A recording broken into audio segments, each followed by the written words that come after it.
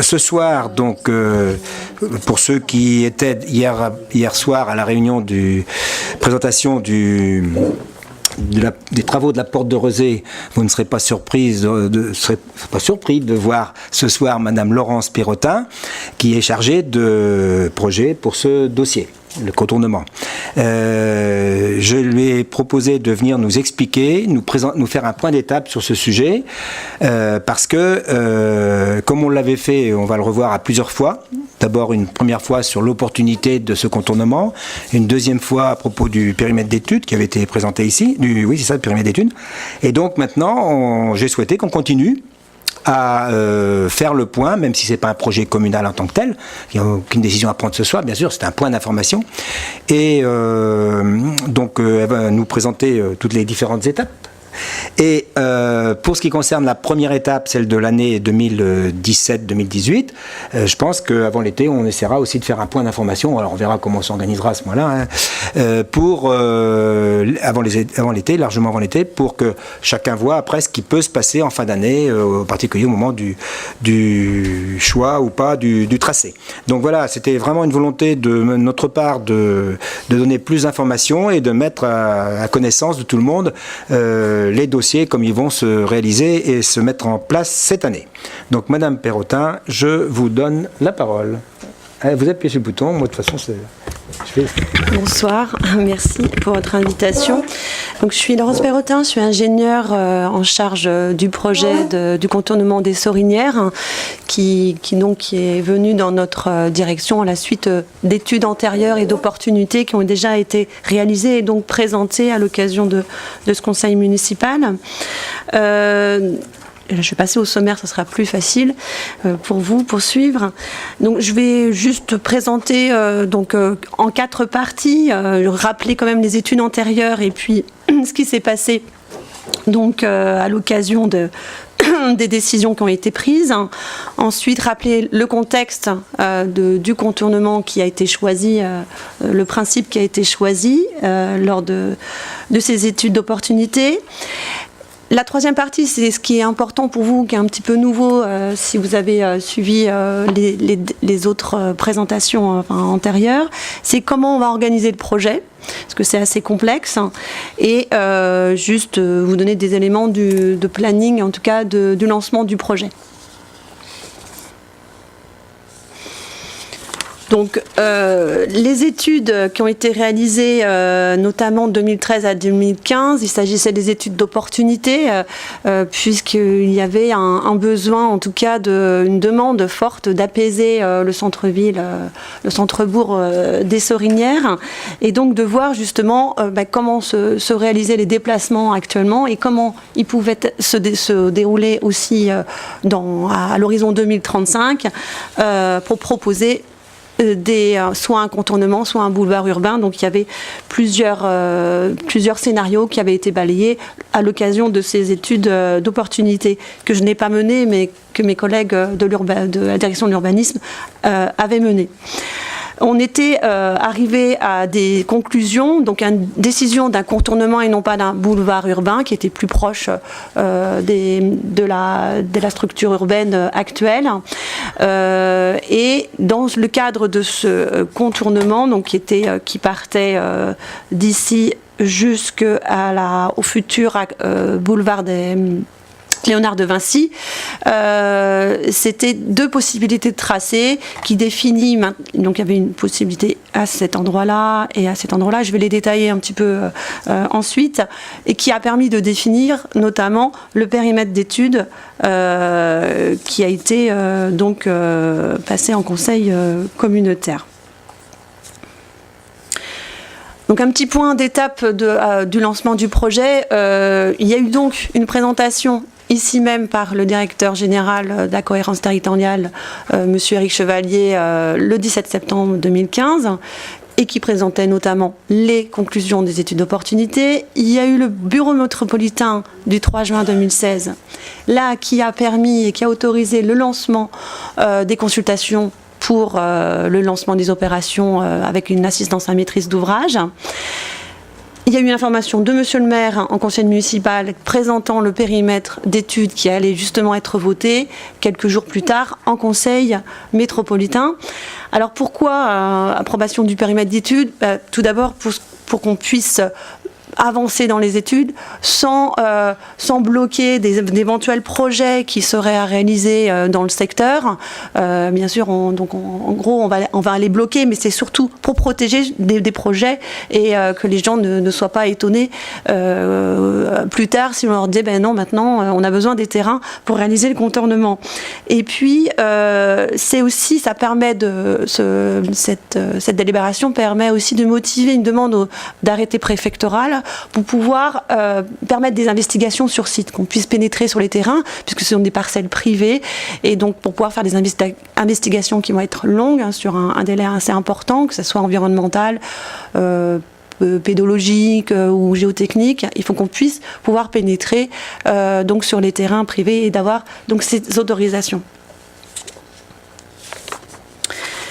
Alors au niveau du contexte du découpage un petit peu du contournement, pour voir un petit peu plus en détail, donc qui se situe, alors je pense que vous connaissez nettement mieux que moi, mais ici c'est du taillis, là c'est la rue du Champ de Foire. On remonte, alors la limite c'est la rue de la Filée, si je ne me trompe pas, excusez-moi, je ne connais pas par cœur votre secteur encore. Et puis jusqu'à justement, je vous disais, la jonction du futur, la rue Léonard de Vinci, qui existe déjà au nord, mais qui est uniquement projetée au sud de la ZAC en fait. Donc a été séparé, on va dire qu'il y a des sections sud, centrale et nord. Pourquoi? Parce qu'on a des enjeux qui sont et des contraintes différentes selon les sections. Alors je vais les détailler. Tout d'abord au niveau de la section sud. Il s'agit en fait d'une section qui était incluse dans un projet plus vaste du conseil départemental. C'est pour l'amélioration de l'itinéraire Nantes-Côte Vendéenne. En fait, il y a la mise à 2 fois 2 voies de la RD 178, si je ne me trompe pas, et donc il y a des carrefours qui sont supprimés, et pour pouvoir nécessiter de recréer des liaisons, il y avait donc dans ce projet, dans le cadre plus général de ce projet, le barreau ici permettant donc cette liaison qui donc n'était plus possible, donc un peu plus bas, avec cette mise à 2 fois 2 voies. Ce projet, donc, ils ont obtenu toutes les autorisations, et donc ils ont eu une DUP jusqu'en 2000, qui est déclaration d'utilité publique, excusez-moi pour les sigles, jusqu'en 2019, et ce qu'il faut savoir, c'est que la compétence, il y a un transfert de compétences qui a eu lieu, puisque les routes départementales sont passées dans le domaine public de Nantes Métropole, donc sont des voies métropolitaines, et donc il y a un enjeu aussi d'acquisition foncière à ce niveau-là pour ce secteur. Au niveau technique, avant les études, donc au niveau du conseil départemental, ne prenaient pas en compte d'itinéraires cyclables à ce niveau-là. Or, nous, pour toute voie métropolitaine, il est nécessaire d'aménager des cheminements pour les cycles. Donc, bon, ce sont des enjeux, des contraintes qui ne sont pas insurmontables, mais voilà des enjeux à ce niveau-là, au niveau du secteur sud.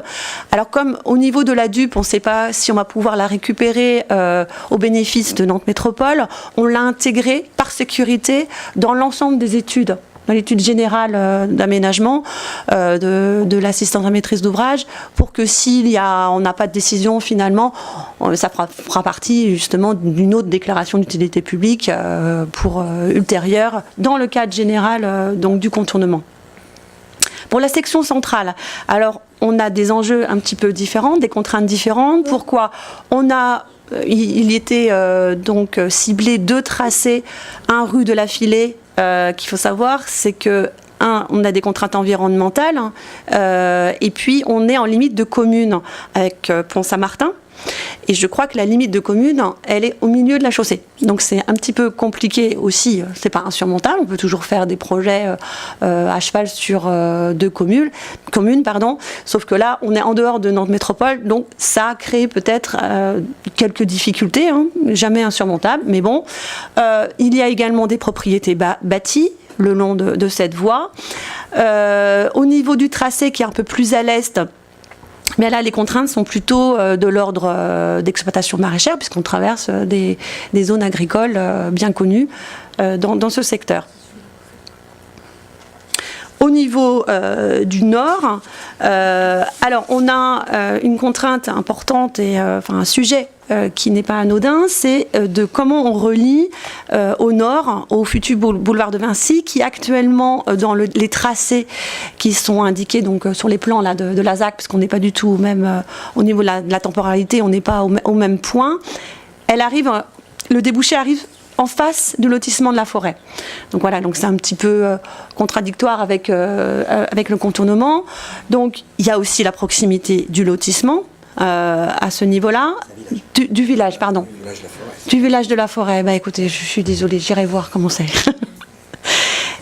Il y a également le centre équestre, qui est situé dans ce secteur. Il y a des contraintes environnementales majeures. Il y a aussi une zone boisée classée à proximité. Et donc, voilà, ce sont les enjeux dans ce secteur. Ici c'est une petite verrue qui correspond à cet endroit-là. C'est comment, justement, envisager peut-être un débouché différent du boulevard, je ne sais pas si c'est un boulevard, oui, boulevard de Vinci, pour qu'il puisse avoir une continuité avec le contournement futur. Je vais plus vite que sur mes notes, donc... Voilà, là c'est un petit peu ce que vous aviez déjà vu normalement. Je vous retrace juste un petit peu les contraintes parce que c'est très important, les contraintes et surtout les enjeux qui sont environnementaux, qui sont liés à la présence d'habitation, qui sont liés à des exploitations agricoles. Merci monsieur le maire pour m'aider. Comment on a envisagé d'organiser le projet, puisque c'est quand même... Bon, c'est vrai que c'est des contournements. Habituellement, c'était des études qui étaient réalisées au niveau départementaux, des conseils départementaux. Maintenant, c'est une compétence de Nantes Métropole. Donc voilà, on prend en charge et on ne parle pas de zéro. Donc il y a un petit bout de barreau qui était prévu par le département. On a déjà des études d'opportunité, mais comment on fait pour avancer maintenant, pour aller dans le vif du sujet, puisque on a eu donc une décision d'avancer en ce sens et de lancer le projet. Alors, la mise en œuvre du projet va s'articuler autour de 3 sujets principaux, puisque, je vous le rappelle, il y a des contraintes foncières. On est sur des parcelles privées qui sont soit cultivées, soit bâties, et on a la nécessité, pour acquérir ces terrains, d'avoir une déclaration d'utilité publique. Et pour avoir cette déclaration d'utilité publique, ça nécessite de réaliser une étude d'impact en particulier. Au niveau des contraintes environnementales, donc tout ça c'est en parallèle, ça se cumule et ça sera enchevêtré. La traversée de milieux naturels sensibles et de zones protégées. Il y a des zones humides aussi, de mémoire. Il y a donc nécessité d'avoir un diagnostic environnemental complet pour l'obtention des données et des autorisations réglementaires. Il y a des études existantes qui ont été réalisées, notamment à l'occasion des études d'opportunité, mais il faut pouvoir les mettre en perspective en fonction des besoins et du tracé qui sera choisi à cette occasion de cette première phase d'étude. Et enfin, il y a la justification du projet, puisque pour pouvoir obtenir les déclarations d'utilité publique et puis après acquérir du foncier, etc., il faut qu'il y ait une justification du projet. Et là, souvent, ce sont les études des circulations, puisque c'est le besoin en fait en termes de trafic qui permettent de l'afficher. Et ces études ont été réalisées déjà à 2035. Normalement, elles suffisent, mais l'assistant à maîtrise d'ouvrage nous dira s'il faut faire des compléments ou pas. L'approche méthodologique. Alors, au niveau d'un contournement, il n'y a pas de complexité technique, contrairement à ce que j'exposais hier sur la porte de Rezé, où il y a des des complexités techniques. Là, faire une route, voilà, il n'y a pas de complications. Surtout, on n'est pas en milieu urbain, justement. Là, a priori, enfin, on a quand même de l'existant. Mais il y a un impératif, c'est il faut absolument répondre aux enjeux environnementaux et fonciers avant de passer en phase de conception. Parce que sinon, si on n'a pas les autorisations, c'est même pas la peine d'aller plus loin. On va essayer de les avoir, hein. On va tout faire pour, enfin, si on veut le contournement. Alors, en 3 phases, il y a une phase de programmation, c'est-à-dire qu'il faut recueillir l'ensemble des données, il faut arriver à les trier et à les assembler. Il y a une phase réglementaire, puisqu'il va y avoir une bonne période qui va s'articuler autour de 2 ans environ pour tout ce qui est dossier réglementaire, autorisation, instruction de l'État et avoir enfin les autorisations. Et la phase de réalisation qui sera pas la plus compliquée finalement, à peu près un tiers. Alors, pour cela, on est en maîtrise d'ouvrage direct, c'est-à-dire que moi je suis chef de projet, je vais conduire l'opération. On ne va pas travailler en maîtrise d'œuvre interne, bien entendu, mais ça ne suffit pas. Il y a des complexités au niveau des enjeux environnementaux, fonciers, exploitation agricole, etc. Et on a besoin d'aide, d'une assistance à maîtrise d'ouvrage pour le montage de l'ensemble des dossiers, qui soient techniques, environnementaux, fonciers, et tout au long de l'étude, jusqu'à l'accompagnement aussi de l'aide à écrire les cahiers des charges pour le maître d'œuvre, pour que le maître d'œuvre soit guidé en fait. Le maître d'œuvre va être exécutant, on va dire. Au niveau de la conception, il n'y aura pas de choses très, très difficiles à réaliser. C'est vraiment l'assistant maître d'ouvrage qui va nous aider et qui sera donc un élément important dans l'étude. Alors, au niveau de la première phase de programmation, qui est quand même, je dirais, l'essentiel, il y a la phase réglementaire bien entendu, mais c'est savoir qu'est-ce que l'on veut, où on va arriver avec tous les enjeux dont je vous parlais, les enjeux et les contraintes qu'on va vraiment détailler. Alors, diagnostic environnemental, je ne sais pas si vous savez ce que c'est, mais il faut répertorier tout ce qui est faune, flore, toutes les présences de nappes, les résistances de sol, tout ce qui a trait au sol et aux difficultés que l'on peut rencontrer. Diagnostic foncier, il faut avoir l'état parcellaire, à qui appartient telle ou telle parcelle, quels sont les contacts des riverains, il faut avoir aussi des contacts avec la Chambre d'agriculture. Et à partir de cela, donc, il y a un bilan environnemental qui dure faut tout un cycle d'une année à peu près. Ça dure à peu près 13 mois même. Mais parallèlement, on travaille pour pouvoir affiner les fuseaux, comme je vous avais montré tout à l'heure lors des études d'opportunité. On a un périmètre d'études, excusez-moi, je parle un peu vite, mais qui est large. On avait éventuellement deux tracés, des hypothèses de tracés. Il faut commencer à les affiner. Et puis là, justement, regarder plus en détail quel tracé l'on peut proposer. Et ça amènera justement à une phase de concertation préalable. On apportera donc les propositions de tracé. Il y aura des plus et des moins pour les différents tracés, parce que je ne pense pas qu'il y ait un tracé qui soit optimal sur tous les points et tous les enjeux. Mais il faudra donc avoir un débat lors de cette concertation préalable, donc qui consiste à faire. Il y a une enquête, il y a des réunions publiques, enfin c'est pas une enquête, c'est on fait des expositions avec les différentes propositions, les enjeux. Enfin, il y a aussi un dossier, bien entendu, à l'appui qui peut être consultable. Et puis, il y aura donc, dans la 4e phase, un choix du tracé qui sera réalisé par les élus et puis qui sera qui permettront. Ce choix permettra d'approuver ensuite au Conseil communautaire le programme et l'enveloppe financière et qui sera en fait le démarrage de l'opération. C'est-à-dire qu'actuellement, on est en phase d'étude. Tant qu'on n'a pas le programme et l'enveloppe financière, on ne peut pas lancer toutes les opérations de conception qui sont liées à cette opération. Je ne sais pas si je suis claire, c'est pour moi... Voilà, d'accord. Je répondrai à vos questions si je suis peut-être un peu vite. Je m'en excuse. Donc la 2e phase, plutôt réglementaire. Alors... Mais pour pouvoir faire et lancer les phases réglementaires de dossiers, donc il va y avoir des études d'impact, etc., il est nécessaire d'avoir réalisé une première phase de conception, parce qu'on peut ne faire ce genre d'études, d'enquête, sur la base d'un avant-projet. Donc il va falloir lancer une consultation et désigner un maître d'œuvre qui va travailler donc de façon discontinue, puisqu'il va d'abord réaliser l'avant-projet et l'ensemble des supports de dossiers réglementaires.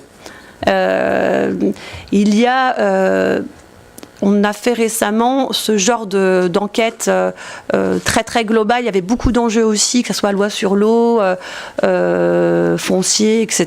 pour un cimetière métropolitain. C'est des dossiers très très conséquents qui sont épluchés en détail et instruits par les services de l'État, en l'occurrence.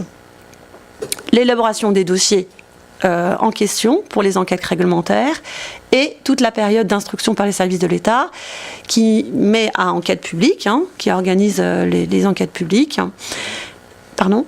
DUP, vous avez dit, mais CNPN, c'est le Conseil national. C'est une bonne question parce que je ne connais pas exactement, mais en tout cas, c'est tout ce qui est. Conseil national de protection de la nature. Voilà, c'est tout les dérogations national, pour les espèces protégées s'il y avait besoin.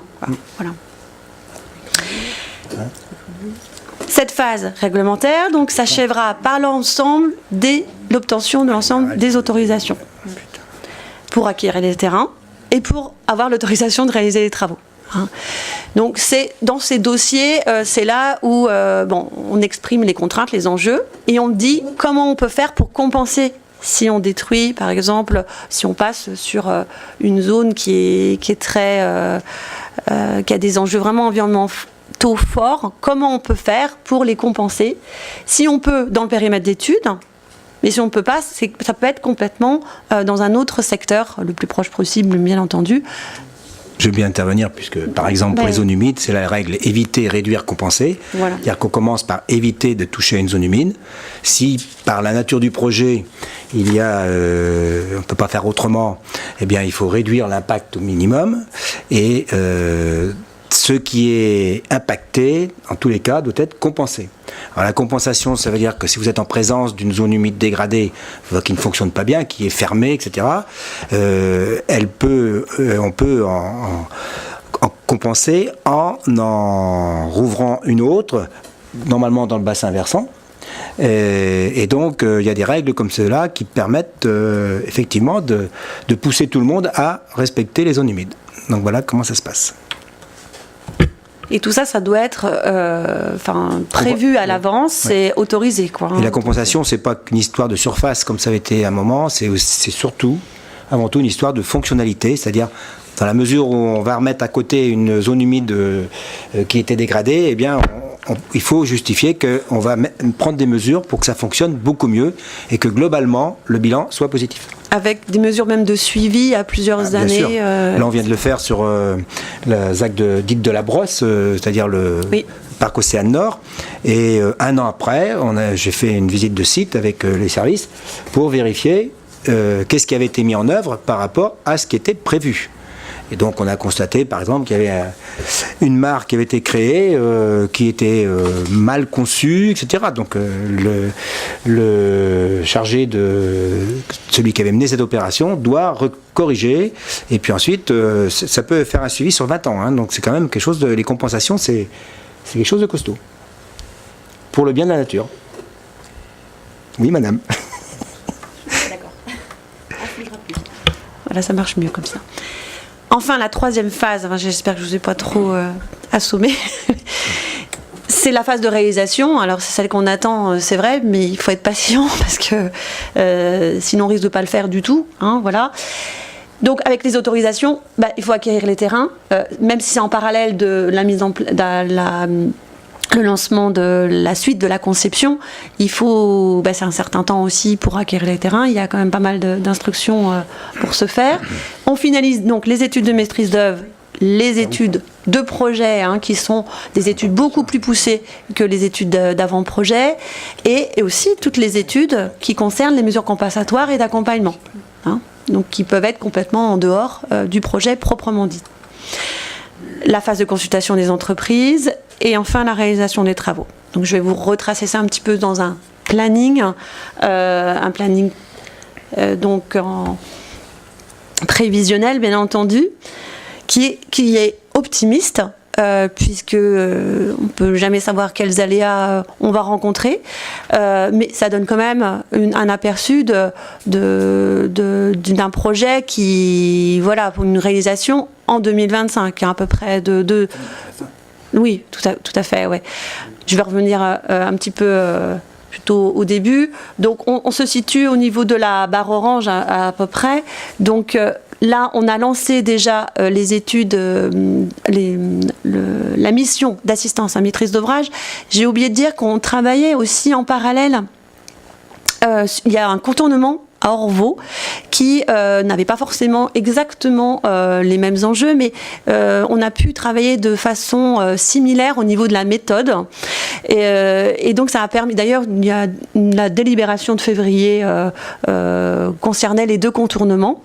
Nous sommes deux chefs de projet à Nantes Métropole à travailler en binôme et sur les deux contournements, ce qui permet aussi d'avoir un parallélisme de forme et voir un petit peu les entreprises, les bureaux d'études qui travaillent avec nous, qui ne sont pas les mêmes, qu'est-ce qu'ils nous proposent, et pouvoir enrichir la méthodologie, parce que c'est quand même assez innovant et c'est pas du tout évident de mener ce type d'études. Donc on a lancé et le diagnostic environnemental va commencer dès qu'on va avoir les autorisations, comme je vous le disais, au niveau de l'arrêté préfectoral. La lettre est en cours de signature et donc c'est la délibération du périmètre d'études qui nous a permis de demander ces autorisations. Ça va durer donc jusqu'à l'automne prochain, mais parallèlement, on va travailler donc sur tout l'ensemble des contraintes, je vous disais, pour pouvoir affiner les fuseaux et préparer la concertation préalable fin 2018, début 2019, qui nous permettra de choisir un tracé et, si vous avez suivi, d'approuver un programme et une enveloppe financière au courant du premier semestre 2019 pour pouvoir passer à la seconde phase. La seconde phase, je vous dis, plutôt réglementaire, et la troisième phase, plutôt réalisation. Le lancement du projet, alors j'ai peut-être dit des choses déjà en avance, mais c'est pas grave. Donc je vous le disais depuis le début, on a lancé un marché d'assistance à maîtrise d'ouvrage. On lancera un marché de maîtrise d'œuvre donc au moment où on aura approuvé l'enveloppe financière et le programme. C'est une condition de réussite très importante au niveau du projet. C'est la qualité des diagnostics environnementaux, des diagnostics fonciers et tout ce qui est initial et de leur prise en compte pour la conception du projet. Parce que sinon, on va arriver devant un mur à un moment donné. Donc c'est vraiment très important de le faire de façon très suivie. Et d'où le contrat d'AMO qui lui-même doit nous proposer ce dont on a besoin pour réaliser l'étude. Donc, si on a besoin d'études complémentaires techniques, et ils réalisent eux-mêmes également ce diagnostic. Si je suis trop lente, vous me dites non. Bon. Et il va également nous aider à monter les dossiers de consultation pour la maîtrise d'œuvre et les dossiers d'enquête, le suivi du maître d'œuvre.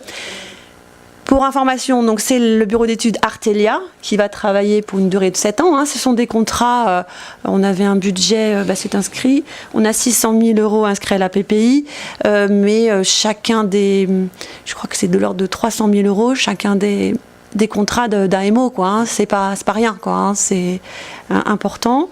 Et l'autre contournement d'Orvault, c'est l'entreprise SCE. Donc on avait demandé aussi qu'ils fassent un choix, que c'est pas les mêmes qui puissent réaliser les deux études, parce que c'est vrai que c'était quand même assez conséquent et que c'était quand même encore plus enrichissant d'avoir deux entreprises sur ce genre d'études. Le contrat de maîtrise d'œuvre, donc, qui va être suivi et puis dont on a besoin juste avant de lancer l'étude réglementaire, parce qu'on a besoin de l'avant-projet, et puis ensuite, après les autorisations, le projet et la suivi des travaux. Donc actuellement, on a demandé un budget pour 2018, on a des bricoles là pour le 2017 pour en avoir quelques facturations, mais donc voilà, ça va vraiment se lancer la mission là tout de suite, mais au niveau budgétaire en 2018. Le pilotage de l'opération, donc il est réalisé par le vice-président de notre métropole en charge du dossier. En l'occurrence, c'est Bertrand Affilé, au titre de sa compétence déplacement. Alors c'est vrai qu'il y a beaucoup de... Vous avez vu qu'il y a beaucoup d'enjeux de nature diverse. Donc il y a aussi de l'urbanisme, il y a aussi de l'environnement, il y a aussi de la voirie. Donc d'autres vice-présidents seront sollicités dans le cadre du suivi de ce de pilotage. Et évidemment, monsieur le maire en fera partie naturellement.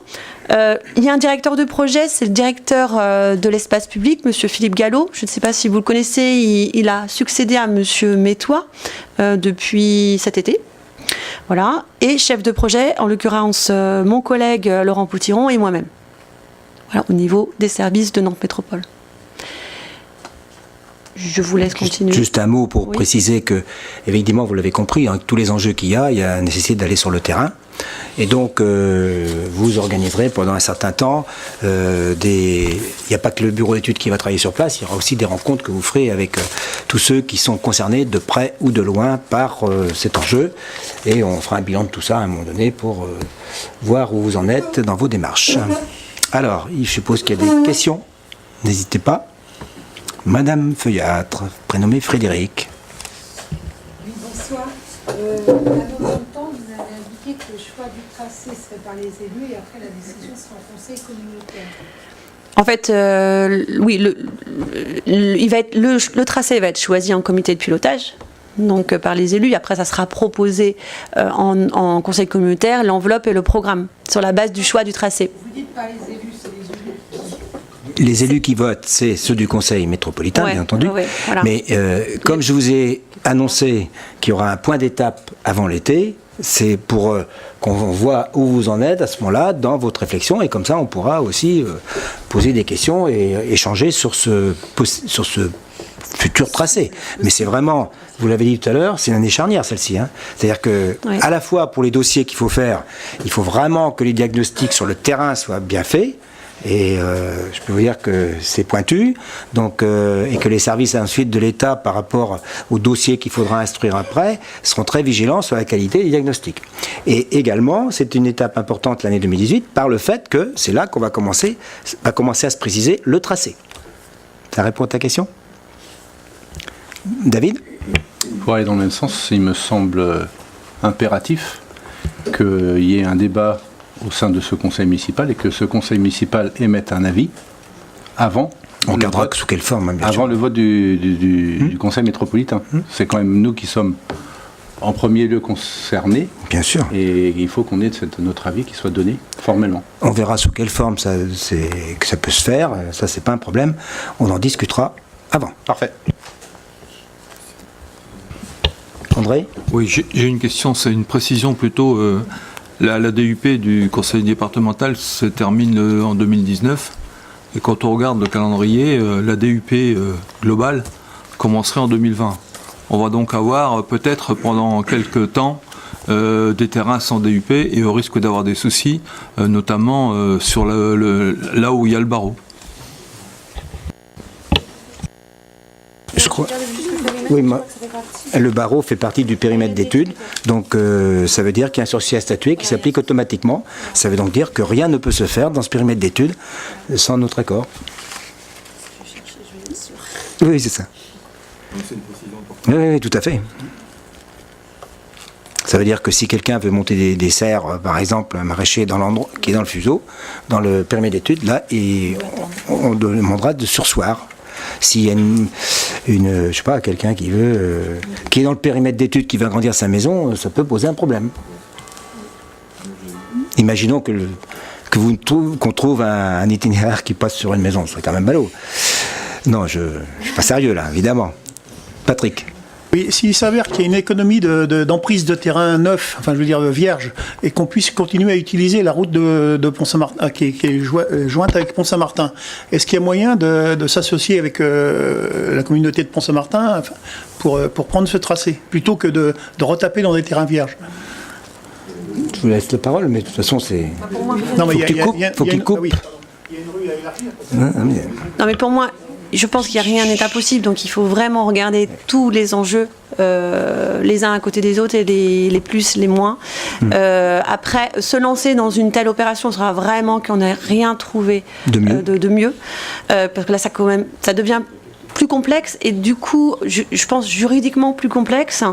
Et s'il y a un frein juridique, il y aura un frein en termes de délai et de coût. Par conséquent. Donc il faut vraiment mettre tous les critères les uns à côté des autres et le choix donc sera important justement par rapport à ça. Je pense pas, je suis pas juriste, mais je pense pas qu'il y ait d'impossibilité. Par contre, le montage risque d'être un petit peu compliqué. Il ne faut rien s'interdire aujourd'hui. Voilà. Voilà. Et après, c'est en prenant en compte tous les plus et les moins de chaque hypothèse, de tous les enjeux qui ont été indiqués tout à l'heure, qu'on arrivera à trouver ce qui est le mieux. Et le mieux, c'est pas forcément réutiliser une route, c'est à voir. Voilà. Damien ? Pourquoi il y a un frein juridique ? Par rapport à cette voie, parce que si sur le frein juridique, c'est la notion de propriété. Si la propriété, comme en temps actuel des choses, et la moitié est à Pont-Saint-Martin et l'autre moitié est à la métropole, ça veut dire que il faut que les budgets quelque part peut-être soient partagés. Donc c'est un cas de figure qui sera évidemment mais rien n'est impossible encore une fois, mais beaucoup plus compliqué parce que je ne sais pas si la communauté de communes de Grandlieu a la compétence voirie. Si elle l'a, ça veut dire que c'est elle qui doit mettre au pot, parce qu'on ne peut pas construire une route métropolitaine sur un territoire. Ça pose des problèmes juridiques, c'est ça, de propriété et de voilà. C'est pas insurmontable, mais non, ça peut se gérer, mais faut voir. Sylvie ? Est-ce que cette option, elle sera étudiée ou pas ? Ben oui, on ne s'interdit rien pour l'instant. Oui. Ça fait partie du périmètre d'études. C'est pour ça qu'on l'avait mise, la route de Pont-Saint-Martin, dans le périmètre d'études, même si on n'a que la moitié. Alors, je n'ai pas vu avant, mais vas-y. On pourrait avoir la copie du PowerPoint bien sûr, pas de problème. Oui. Merci. Mais on peut même maintenant, si vous voulez revenir sur une page, le faire. Bruno ? Dans la présentation que vous avez faite, j'ai bien compris qu'il y avait sera envisagé par rapport aux contraintes environnementales des contraintes, ça fait partie des obligations à respecter, et par rapport aussi à l'activité économique qui peut être impactée.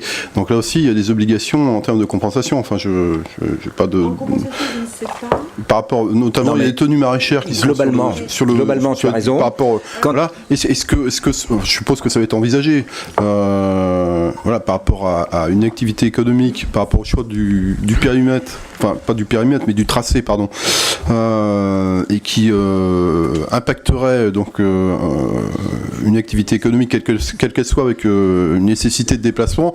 Donc les choses seront envisagées bien évidemment en termes de compensation, sauf à considérer que bien évidemment l'acteur économique en question cesse son activité, mais si c'est pas le cas, s'il souhaite poursuivre, donc voilà, ça fait partie aussi des contraintes qui seront intégrées. Des contraintes et même si c'est de son activité, il peut demander une compensation de toute façon comme une mesure d'éviction. Et donc les indemnités de réemploi, comme on les appelle, sont parfois coûteuses.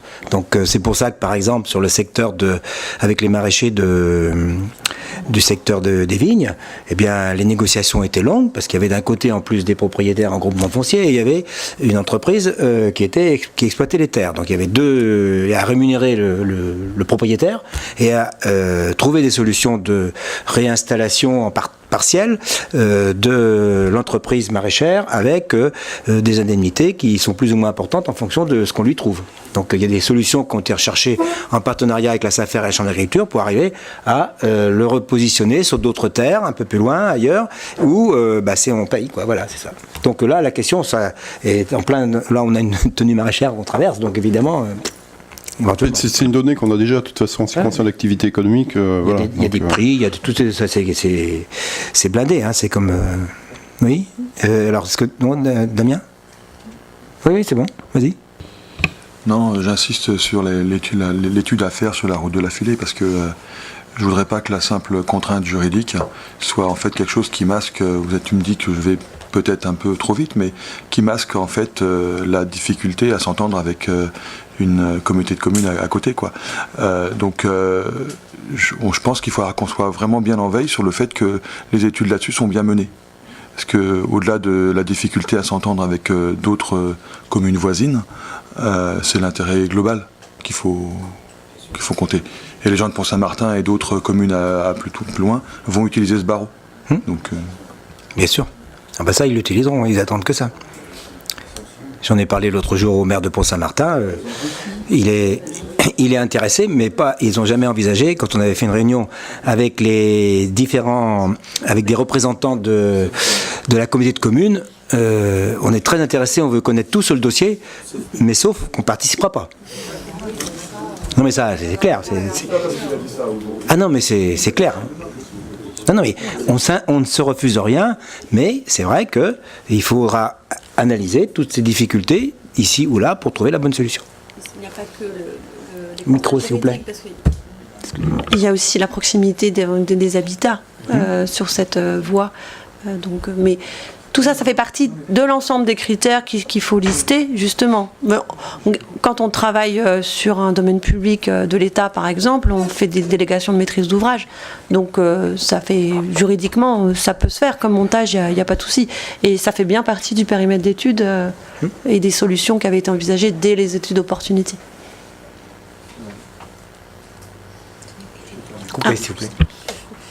j'entends bien, effectivement, chaque projet de trachée va avoir des inconvénients, et là, il y a effectivement des maisons, et il faut faire attention à ça. Mais je rebondissais juste sur l'aspect juridique, et je le dis avec un petit sourire, parce que quelque part, je me doute un petit peu quand même qu'on ne va pas avoir envie de travailler avec Pont-Saint-Martin. Et c'est ça qui m'agace un peu. Tu peux pas dire ça là, sans savoir si c'est eux qui ont déjà dit qu'ils voulaient pas travailler. Enfin, bon, après, c'est autre chose, mais ça, ils l'ont affirmé. C'est toi qui me dis qu'ils ont dit qu'ils veulent pas travailler. Bah attends, il y a 2 témoins quand même. Et puis tu peux leur écrire si tu veux. C'est pas ça, c'est clair, c'est connu. Est-ce qu'il y a quelque chose d'autre? Oui, Bruno, puis après David. Pour rebondir un peu sur cette question, justement, donc on a bien compris qu'il y a un périmètre avec différents scénarios en termes de tracé, et qu'on est à cheval aussi sur quelque part deux territoires en fonction du tracé, donc ils peuvent poser problème. C'était la question qui était posée à l'instant. Donc territoire Nantes Métropole et territoire communauté de communes, avec la proximité de Pont-Saint-Martin. Moi, la question que j'ai, c'est justement en termes puisque là on va travailler sur un périmètre qui relève du territoire de Nantes Métropole, mais par rapport aux communes environnantes qui, eux, relèvent d'un autre territoire qui n'est pas celui de Nantes Métropole. Est-ce que dans les différentes études qui seront menées, peut-être moins environnementales, mais sur le, je vais dire, je cherche mes mots, la fréquentation après du futur tracé, il y aura un impact aussi. Alors, bien évidemment, il y a le territoire de Nantes Métropole, la commune, mais les communes environnantes aussi. Est-ce que la proximité des communes environnantes et les difficultés que ça peut poser après dans l'usage du tracé, est-ce que je suppose que c'est une donnée qui va être aussi prise en compte dans les études. Si je peux te répondre, dans l'étude d'opportunité qui avait été présentée ici, tous ces chiffres-là avaient été déjà présentés, donc ils sont tous connus. Donc il faut les travailler pour voir quelle peut être la conséquence de plus ou moins grande proximité. David ? Oui, j'allais revenir sur la partie sud. On a le doublement de la RD 137, c'est ça? Non, ça c'est 178. 178, pardon. Oui. Qui est bien avancé, si je ne m'abuse. Hein, ça c'est dans les cartons, mais voilà, c'est programmé maintenant. C'est programmé, donc il est quand même beaucoup plus avancé que le barreau. Ah non, mais oui, il ne fera pas le barreau. Aujourd'hui, c'est plus avancé, mais il va y avoir quelque part un travail à faire sur la jonction entre les deux. Non. Comment? Non. Non, il y en a un qui part du rond-point qui est au nord de la route 518, et la route 518 est elle-même sur un domaine qui lui est propre. Il va y avoir aucun travail entre Nantes Métropole d'un côté et le département de l'autre. Non, c'est pas la question. Si. Non. Si.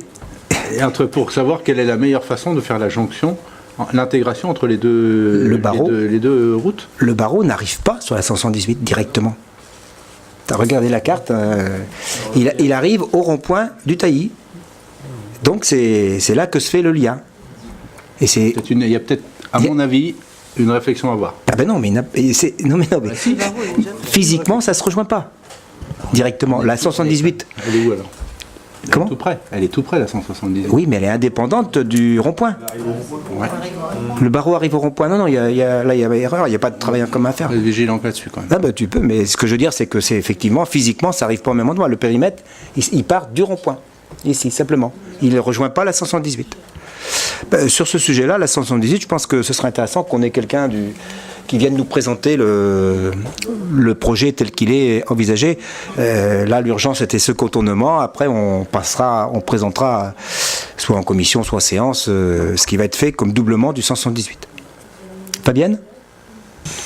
Est-ce qu'à l'heure d'aujourd'hui, on a déjà décidé que ce serait 2 fois une voie, 2 fois 2 voies, la vitesse, le type de véhicule autorisé Dans les études d'opportunité, c'était 2 fois une voie à 70 km/h de mémoire sur les voies contournement. Et la nouveauté, c'est que le conseil départemental, sur sa partie barreau, ne prévoyait pas d'aménagement cyclable au départ, parce que c'était dans les barreaux, les voies départementales, alors que nous, comme l'a dit Madame Perrotin tout à l'heure, au niveau de la métropole, on intègre ça systématiquement dans le dossier. Parce qu'ils ont réalisé des études assez poussées déjà quand même sur le barreau. On leur a fait intégrer des voies cyclables. Patrick ? Oui, c'est par rapport à la règle éviter, réduire, compenser. Moi, j'ai un souhait, c'est qu'on en reste à éviter, puisque pour moi, cette règle-là, c'est un jeu de chaises musicales. Les soi-disant terrains qu'on rénove, ils peuvent très bien vivre leur vie par eux-mêmes aussi. Donc, de dire on détruit un biotope et puis on le reconstruit ailleurs, pour moi, c'est faux. C'est un jeu de chaises musicales. Donc, j'espère qu'on n'aura qu'à éviter de détruire des zones humides ou des zones vertes. Non, mais je conçois que tu ne le souhaites pas. La loi, elle s'applique partout. Et donc, après, effectivement, je l'ai dit tout à l'heure, il faut commencer par éviter. Et donc, tu changeras pas la loi en tant que telle. Oui. Que nous, on prenne l'initiative d'aller le plus possible dans le respect de la règle éviter, réduire, compenser. Mais il faut bien être d'accord que vous ne faites plus rien par moment après, quand vous l'appliquez strictement de manière ayatollatique, si je peux dire. Oui, mais enfin, ça veut dire qu'on fait des lois pour protéger la nature et aussitôt après, on fait tout pour la contourner. Donc, moi, je considère que c'est l'évitement qui doit être fait. Je peux pas entendre dire ça parce que j'ai des tas d'exemples sur la métropole que je suis où il y a un gain pour la nature par rapport à ce qu'il y avait auparavant. Alors après, on peut toujours critiquer et dire le contraire. Mais ça, non, parce que le gain, il pouvait très bien être fait en elle-même sur la nature qui a été rénovée. En elle-même, elle a une vie elle-même. C'est la nature qu'on a soi-disant déplacée. C'est un jeu de chaises musicales. Voilà, une interprétation de la loi. Alors, qu'est-ce qu'il y a d'autres questions ? Non ? Donc, merci, Madame Perrotin. Vous pouvez rentrer. Hein ? Voilà, donc, tu la raccompagnes si tu veux. Madame Rabillet va vous raccompagner pour trouver votre route.